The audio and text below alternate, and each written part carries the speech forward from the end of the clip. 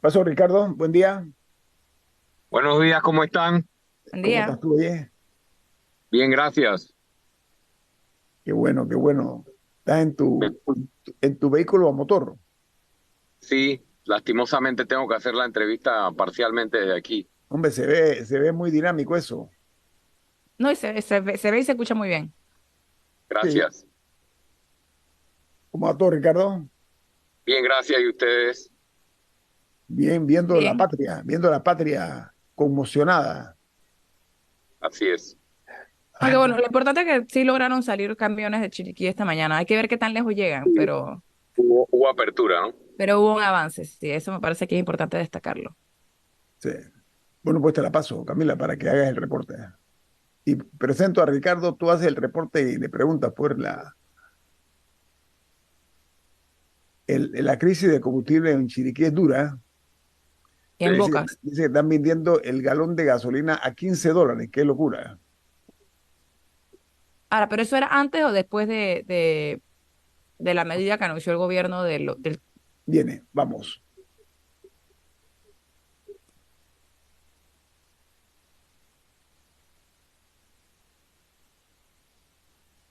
Entramos a lo que es el terreno nacional y para ello hemos invitado, comenzando esta semana, al candidato presidencial por el movimiento Otro Camino, el abogado Ricardo Lombana. ¿Cómo está, don Ricardo? ¿Cómo le va? Buenos días, don Guillermo. Buenos días, Camila, y a toda la audiencia. Gracias. Bienvenido a En Perspectiva. Camila, hay noticias sobre lo que está ocurriendo esta mañana. Denos la información a Sí, ver si... no, algo positivo para empezar la semana es Claro, que claro. eh, se había anunciado que iba a haber una apertura para que en Chiriquí, para que pudieran salir los camiones que cargaban la producción agrícola, y parece que sí se dio a partir de alrededor de las 6 de la mañana de esta mañana. eh, ya han logrado pasar algunos camiones. Hay que ver si termina siendo una apertura de 12 horas, como se había dicho, hasta las 6 de la tarde, o si culmina antes. Eso lo veremos en el transcurso del día, pero por lo menos ya han podido salir algunos de estos camiones. Hay que ver qué tan lejos llegan, pero algún avance se dio. Es una noticia muy positiva en la mañana. Señor Lombana, ¿a usted qué le parece? Está aparentemente viéndose la luz en cuanto a la apertura en la provincia de Chiriquí. Me parece positivo que se haya dado esta apertura. Creo que las presiones, tanto sociales como económicas, en la provincia de Chiriquí y la provincia de Boca del Toro, ya llegaban a un punto extremo y creo que es positivo que se den estas aperturas.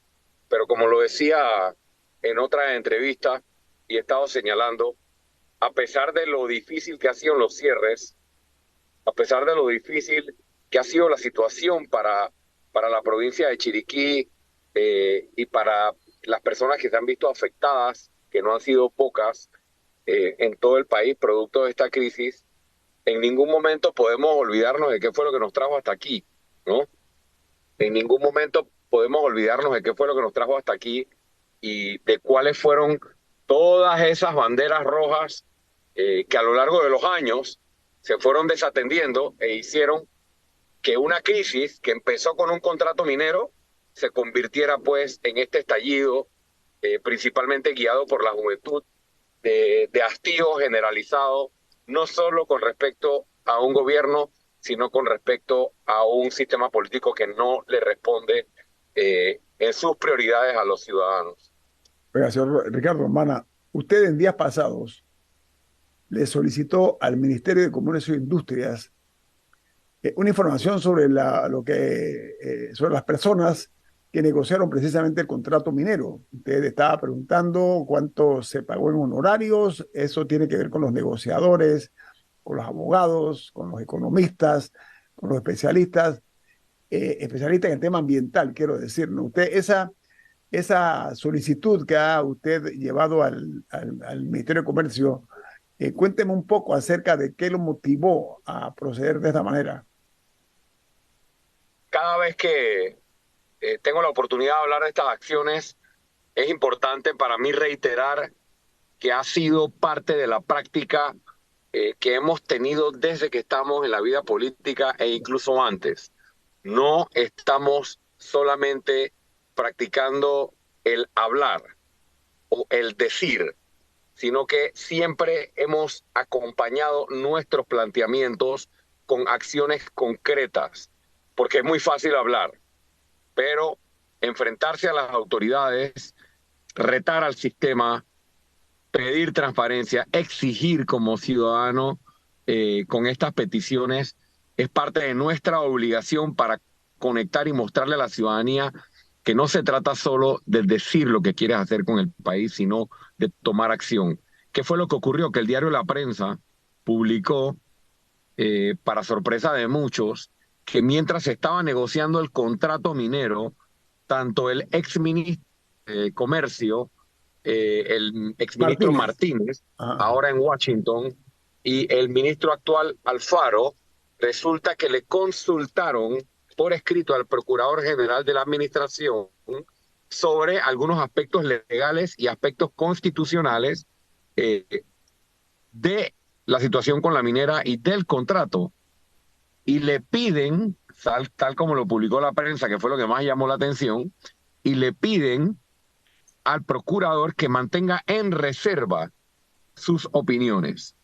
Bueno, una vez firmado el contrato, una vez se conoce la realidad del contrato, se publica la nota y resulta que en estas comunicaciones que el procurador de la administración entregó a los ministros cuando el contrato se estaba negociando, se deja claramente en evidencia advertencias que hacía el procurador de los errores que se podían cometer si seguían el camino que estaban llevando con la negociación. Y a pesar de estas advertencias, los exministro Martínez y ministro Alfaro desconocieron dichas advertencias y procedieron de la forma ilegal e inconstitucional que decidieron proceder. Entonces, a partir de eso, nosotros fuimos al MISI a pedirle que nos autenticara esas notas. ¿Para qué? Porque esas son las notas que pueden servirle no solo a nosotros, sino al pueblo panameño para exigirle responsabilidades legales a estos funcionarios que actuaron en abierta negligencia y con conocimiento. Y además de eso, como bien lo decía usted, don Guillermo, aprovechamos dicha solicitud para pedirle al MISI el listado de abogados, economistas, financistas, ambientalistas, técnicos que fueron contratados para la negociación, así como todas las asesorías que entregaron, es decir, cuáles fueron sus recomendaciones por escrito, informes, posturas, opiniones de todo lo que le recomendaron a los negociadores en ese momento hacer a nombre de los panameños. Y por último, el monto de los honorarios que el Estado panameño ha pagado por dichos servicios. De eso se trata la solicitud y esperamos pronta respuesta de acuerdo a la ley de transparencia. Sí, Camila, ¿cuándo fue colocada la solicitud para tener una idea de los tiempos? La Hace tres última. días, hace 3 días hábiles, el día jueves específicamente de la semana pasada, tienen 30 días para contestar, más o menos a mediados del próximo mes. No tengo la fecha exacta ahora mismo en la memoria, pero sí en el mes de diciembre se cumplen esos 30 días para poder esperar la respuesta del ministro de Comercio. Juan Lombana, a ver, vamos a hacer docencia desde el punto de vista jurídico. Usted como profesional del derecho me podría hacer el favor de darnos luces, me incluyo yo dentro de la audiencia, esta posición del procurador de la administración, pero sobre todo la solicitud que le hacen él de mantener en reserva todas sus opiniones. Estamos hablando del abogado del Estado. Atención, ¿eso qué implicación tiene de su perspectiva en materia jurídica? Bueno, voy a usar tal vez un ejemplo que podemos entender todos. Este, todos hemos sido niños, todos hemos sido jóvenes y todos hemos, tal vez en algún momento, utilizado la expresión, oye, no le digas a nadie lo que te acabo de decir, no le digas a nadie. Me parece que es un poco de eso. No le digas a nadie que te estoy consultando esto.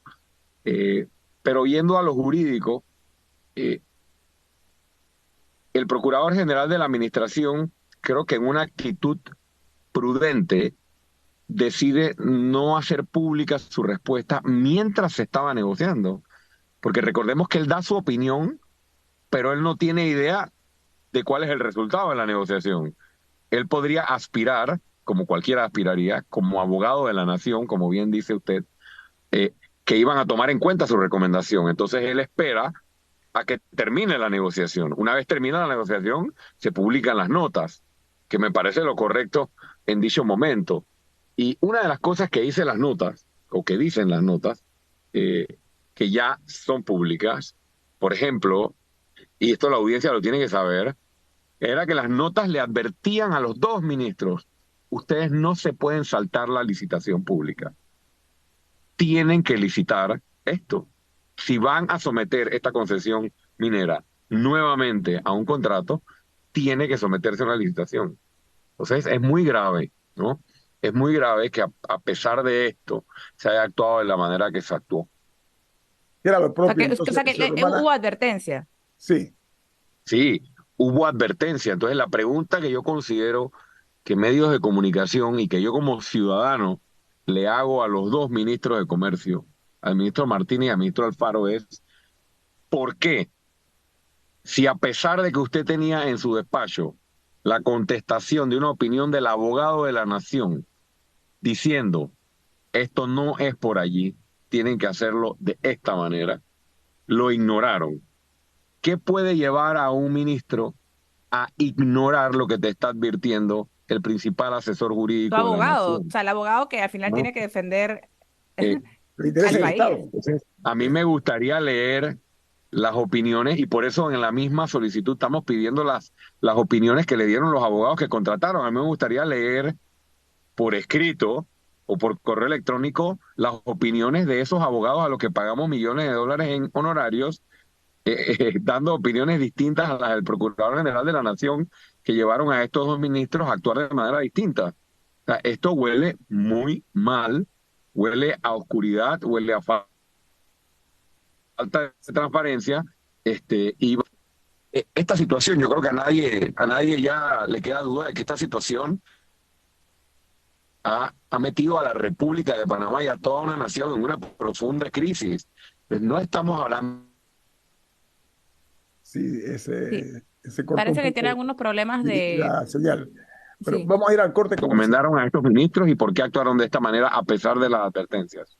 Ok, estamos hablando esta mañana con nuestro invitado, el abogado Ricardo Urbana, candidato presidencial por el movimiento Otro Camino. Viene más. Esto es En Perspectiva, un programa para la gente inteligente como usted.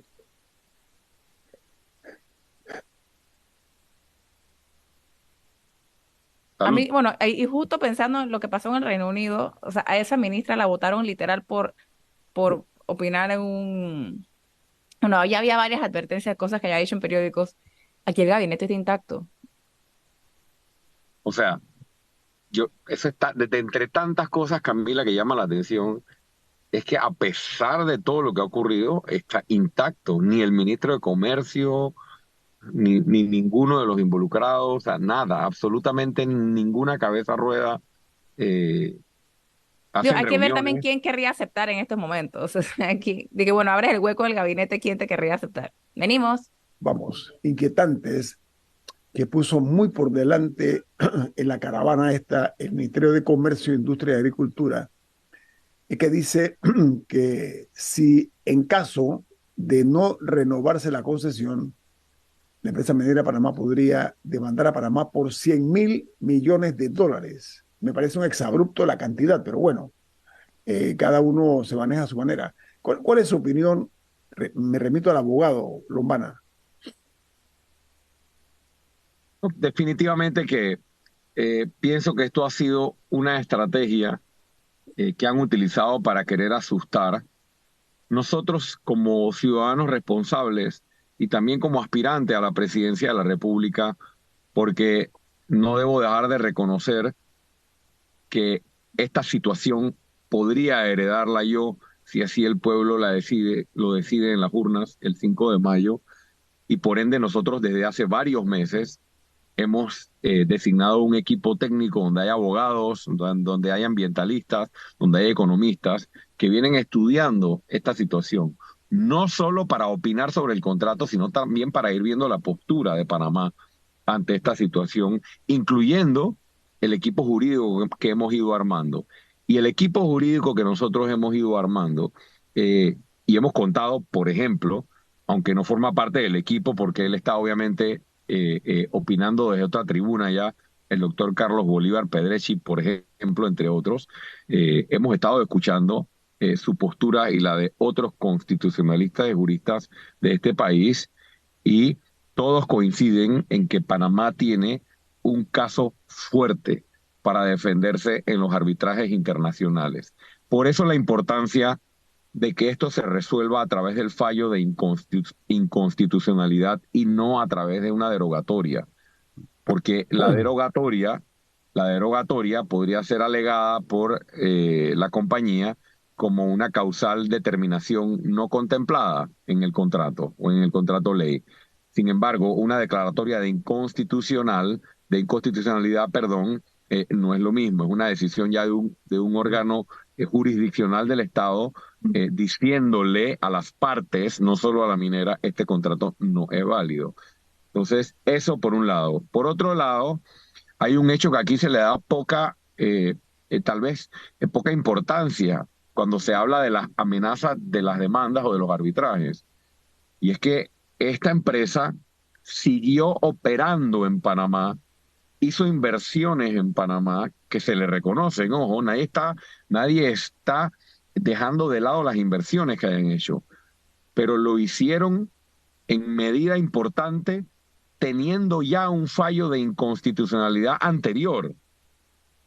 Entonces, cuando tú eres inversionista y estás en la industria minera, que ya de por sí es una industria de alto riesgo, y encima tienes un fallo de inconstitucionalidad que te ha indicado que el contrato que sostiene tu operación es nulo, por inconstitucional, y a pesar de ello, tú sigues operando, a mí me parece que esa responsabilidad no es del Estado panameño, ni el asumir ese riesgo. Aquí hay de parte y parte, porque obviamente también ha habido mucha negligencia de este gobierno y de los gobiernos anteriores que permitieron la operación a pesar de la ilegalidad o a pesar de la inconstitucionalidad. Tendremos los panameños, tendremos que en el gobierno actual y en el próximo gobierno integrar el mejor de los equipos jurídicos para emprender no solo nuestras defensas ante los argumentos que traigan, que creo que tenemos una buena posición para defenderlos, sino como lo he mencionado en entrevistas previas y también en redes sociales, preparar las contrademandas que el Estado panameño debe preparar contra esta empresa por los daños ambientales causados a nuestro territorio, que no son menores. Y de eso poco se habla también, porque no solo tenemos que defendernos con nuestros argumentos, sino también contrademandar a una empresa que le ha causado mucho daño a nuestros recursos hídricos, a nuestros recursos naturales y a nuestro patrimonio ambiental. Camila. Bueno, más allá del contrato y la parte legal, hay una crisis social y política actualmente en el país, y económica, a raíz de las decisiones que tomó el gobierno. ¿Cuál vislumbra usted podría ser una salida para esta crisis? O sea, ¿qué es lo que usted considera podría pasar entre ahora y que salgamos de esta crisis? Le Por parte de hemos todos los dado, actores. le hemos dado múltiples recomendaciones al gobierno central en todo momento a lo largo de estos 4 años, incluso en esta crisis. Hemos estado en noticieros y hemos estado en redes sociales presentando distintas propuestas. En primer lugar, reiterar lo de la Corte. La Corte le queda la responsabilidad de devolverle la paz social al país con un fallo de inconstitucionalidad. Dos, el gobierno con un equipo multidisciplinario ya debería estar sentado con la minera o con la empresa minera negociando los términos de un plan gradual de cierre y de cese de operaciones, con especial énfasis en la mitigación ambiental y la mitigación laboral. Y tercero, el gobierno tiene que ponerse los pantalones largos y entender que no podemos seguir administrando las finanzas públicas como si fuera una finca privada o una finca político-electoral. ¿A qué me refiero? A que sí estamos en una situación económica complicada, pero hay maneras de poner a andar la economía. Le voy a poner 2 o 3 ejemplos que serían buenos en estos momentos. En vez de estar dándole tantos millones de dólares a la Asamblea Nacional, por ejemplo, o en vez de estar destinando tantos recursos a la descentralización paralela, por ejemplo, ¿por qué el gobierno no paga de manera inmediata los casi 1.000 millones de dólares que le debe a proveedores en todo el país y proveedores incluso internacionalmente e inmediatamente con eso poner a andar una economía que está golpeada?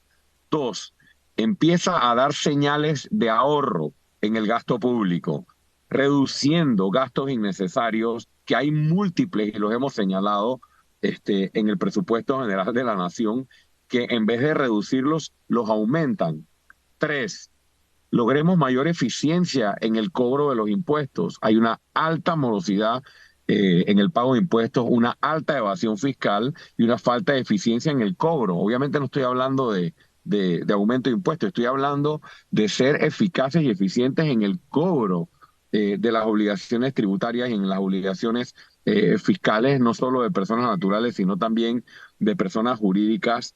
Y por otra parte, empezar a enviar señales positivas, serias y de confianza a los mercados internacionales para que Panamá empiece a traer nuevamente buena inversión. Tenemos 20 años, Camila, enviándole señales negativas a los mercados internacionales y perdiendo buenas inversiones que se van a Costa Rica, que se van a Colombia, que se van a República Dominicana, que se van a Uruguay. Y cuando lees los informes de las calificadoras, cuando lees las advertencias que nos hacen tanto del Foro Económico Mundial, los índices de competitividad, entre otros, Banco Mundial y demás, estas empresas y estos inversionistas señalan que la falta de certeza del castigo, la falta de un sistema judicial independiente, el exceso de burocracia, entre otros, está impidiendo la generación de buena inversión y generación de empleo en Panamá. Entonces,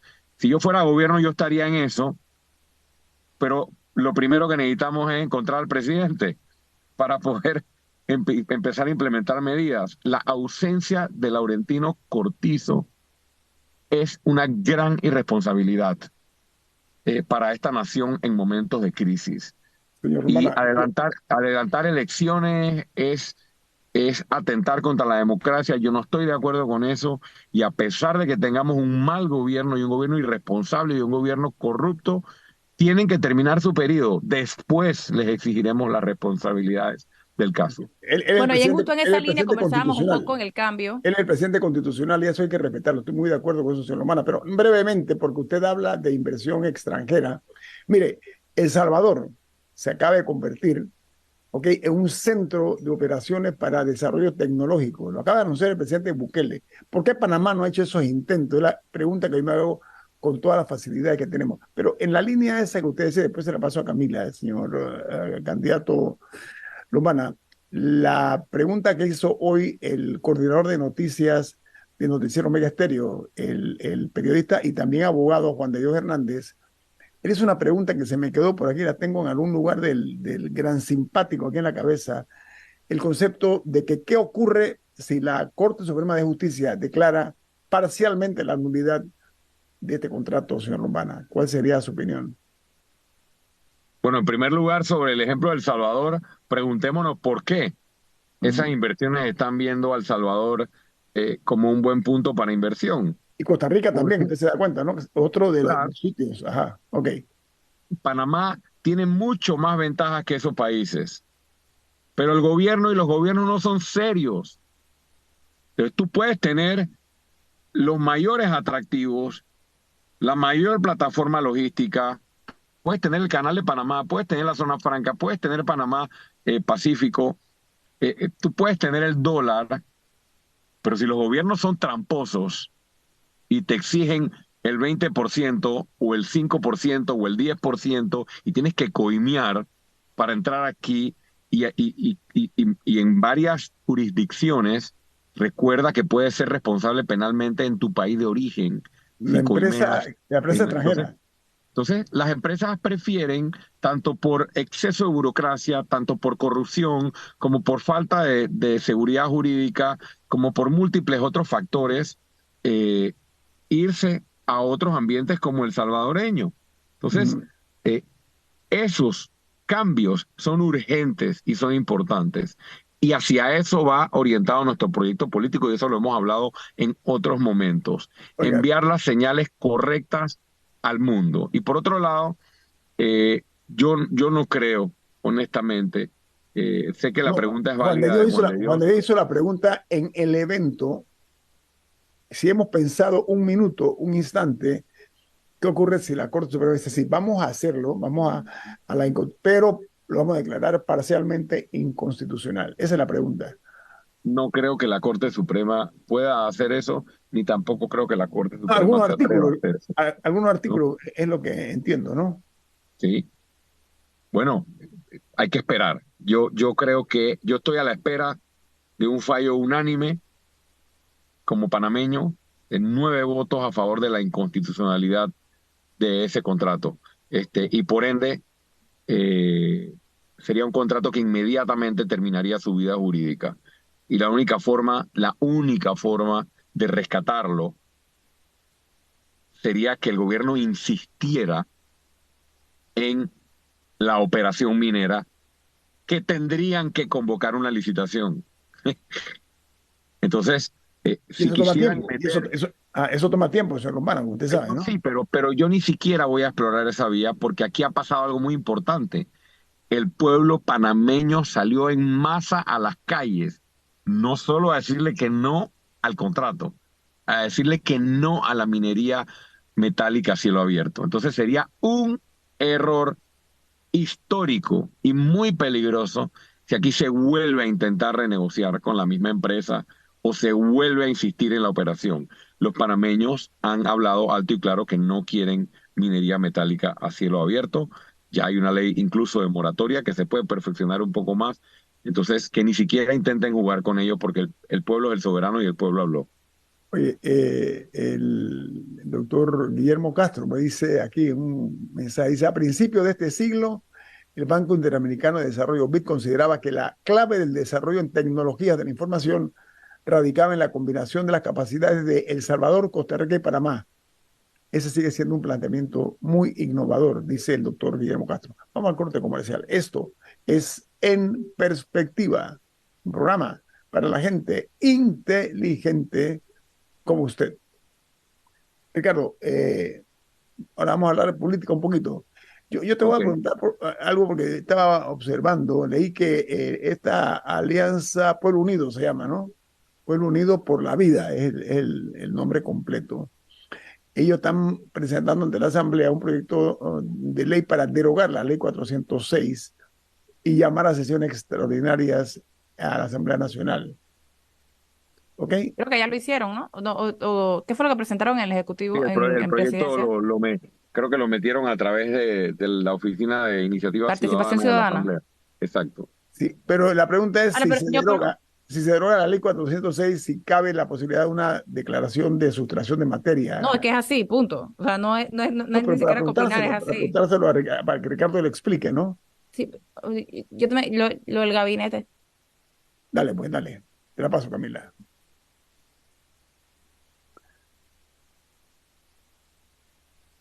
Bueno, invitamos a que el abogado Ricardo Lombana, candidato presidencial, en este momento que está con nosotros, y agradecemos mucho su participación, vayamos por el camino ahora de la política, abogado Lombana. Sí, Camila, adelante. No, de la política creo que hay que mirar y ver aprendizajes de esta crisis, porque lo triste no es que el país tenga crisis, creo que todo país, relación, todo el mundo pasa por crisis. El problema es si la crisis pasa por ti, o sea, si no sacas nada de eso para mejorar, que mi apreciación personal es que eso es un poco lo que pasó con la crisis de julio del año pasado, que no sacamos mayores, o sea, cambios significativos estructurales como país a pesar de ese mes de cierre.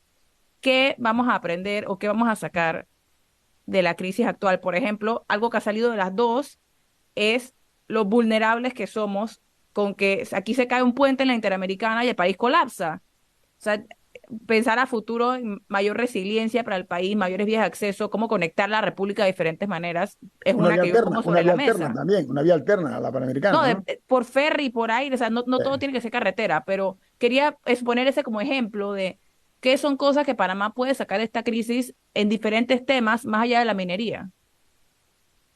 Sí, creo que en primer lugar hay que hablar de lo institucional y de las reformas que requiere el sistema. Eh, el pueblo panameño salió a las calles, como bien lo dices, no solo para oponerse a un contrato minero, sino para decir, para decirle a un buen panameño, hey, ya, hasta aquí. O sea, ya está bueno. Y ese ya está bueno, ¿contra qué es? Contra presupuestos generales del Estado exageradamente inflados, pero solo para beneficiar o atender muchas veces un sistema político clientelista. De eso hemos hablado mucho en el pasado.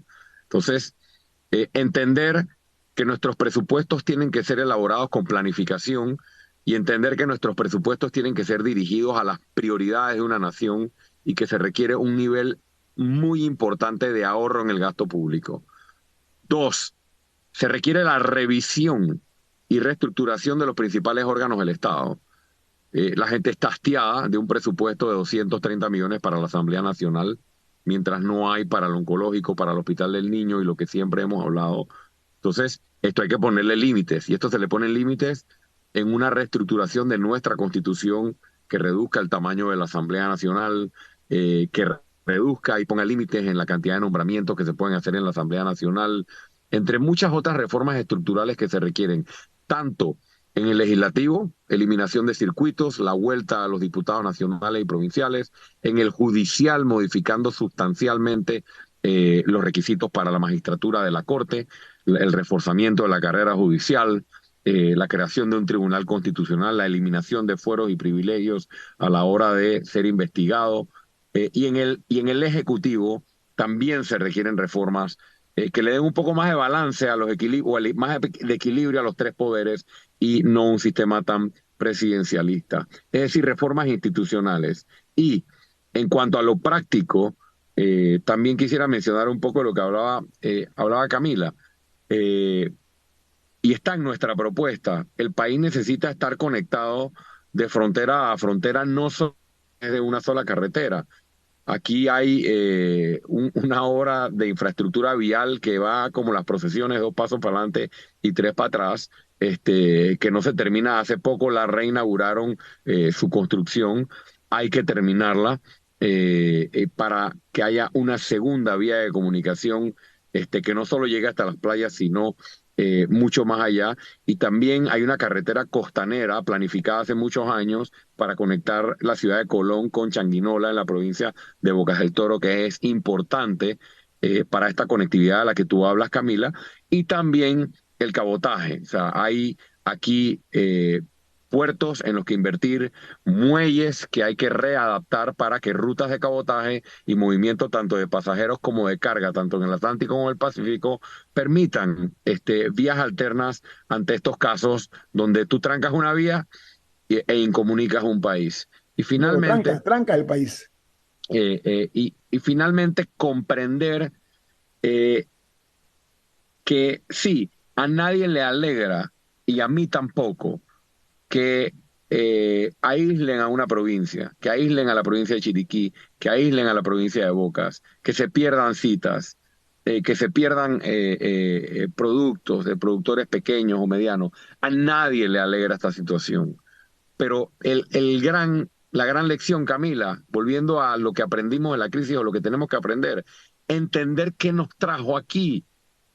Y nos trae aquí los pactos, o nos han traído aquí los pactos entre políticos y gobiernos corruptos y ciertos factores, y mira que digo ciertos porque no hay que generalizar, ciertos factores del poder económico que hacen pacto con la política corrupta y tenemos negocios que han beneficiado a 4, 5, 6 grupitos y no a toda una nación que hoy se hartó de ver cómo el país de mayor crecimiento económico en los últimos 25 años, el país de uno de los mejores ingresos per cápita de toda la región, el país que muchos decían o hablaban de que iba a ser el Dubái de las Américas y que lo tiene todo, pues está cada vez más marginando a una población.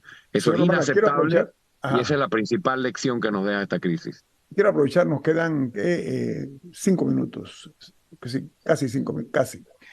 A ver, usted planteó algo que me quedó rondando todavía y es los dineros que están allí para la descentralización, que por el momento político van a ser utilizados para política. Usted dice, ¿qué hacer con ese dinero? ¿Qué fue lo que usted propuso?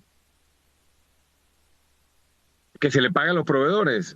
O sea, si quieren poner a andar la economía Ajá. realmente, en vez de estar repartiéndole plata a tus candidatos, para que repartan bolsitas de comida, para que hagan banderitas, para que hagan gorras, para que hagan suéteres, para que hagan política, porque eso es lo que hacen con esa plata de la descentralización. Y eso no mueve la economía.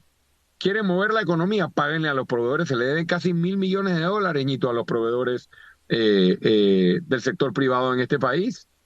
Eso Y inmediatamente reactiva la economía. con el tema de la Asamblea, los millones que dispone la Asamblea también para hacer política, señor Mire, Lombana. si la ciudadanía, aunque este no es un momento electoral, pero voy a hacer un comentario ante la pregunta que me hace.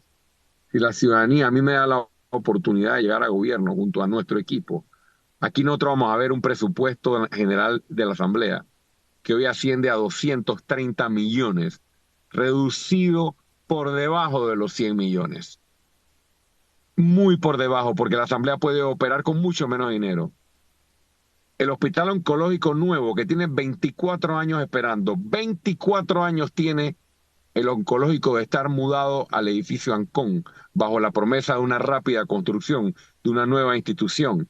Bueno, cuesta alrededor de 400 y pico millones de dólares el nuevo oncológico. Solamente, señora Adames, solamente reduciéndole drásticamente el presupuesto a la Asamblea, los gastos de descentralización paralela y la partida discrecional de la presidencia, solo para ponerte algunos ejemplos, en 2 años, sin necesidad de financiamiento, tienes los fondos para un nuevo hospital oncológico. Pongámonos serios en este país, dejen de robarse la plata y empiecen a responder a las necesidades de los ciudadanos.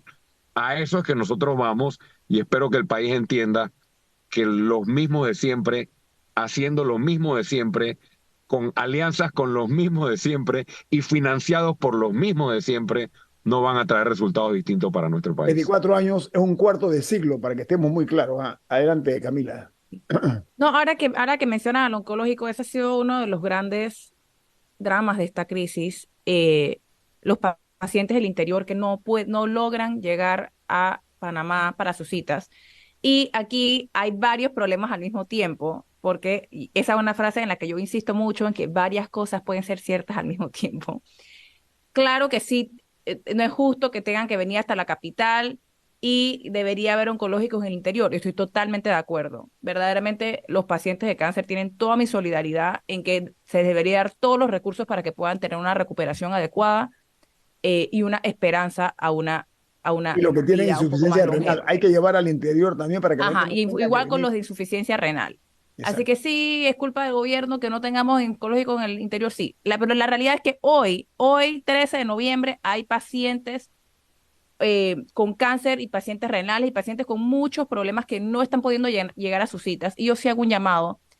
Estas personas necesitan poder tener una esperanza de que se van a poder Claro. recuperar o que por lo menos van a poder seguir viviendo con una calidad eh, de salud mínima. Así que yo sí hago un llamado a que exista la apertura para que estas personas puedan cumplir con sus tratamientos. Eso no es un tema político, eso no es un tema, eso es un tema humano, en que Sí. personas que lo necesitan puedan acceder y que no, que el seguro nunca tiene medicinas, es verdad, pero sabes que hoy la gente las necesita. Camila, desde el día uno hemos llamado a la protesta pacífica y he participado, como ustedes lo saben, como un ciudadano más, en protestas pacíficas masivas.